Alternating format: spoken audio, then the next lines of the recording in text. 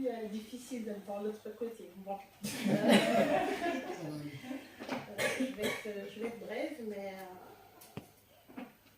alors, Dieu m'a donné la grâce d'avoir une sensibilité, on va dire, aux émotions des autres. Et en fait, j'ai été très touchée par le frère Arnaud.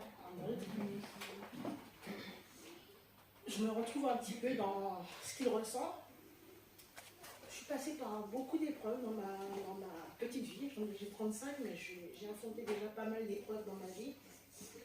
Et ce que je retiens, c'est qu'à chaque fois que j'étais à 2 doigts de lâcher, Dieu m'a montré qu'il était là.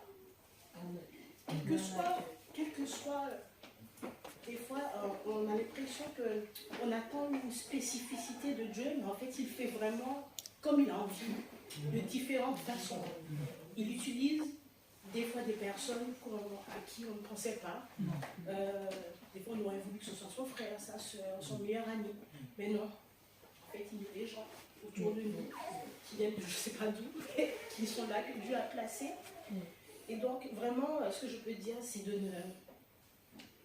quand vous êtes épuisé, il suffit de le dire. Il suffit de l'exprimer. Amen. Et Dieu a toujours une réponse. Amen. Il ne va jamais abandonner. Donc, tenez bon.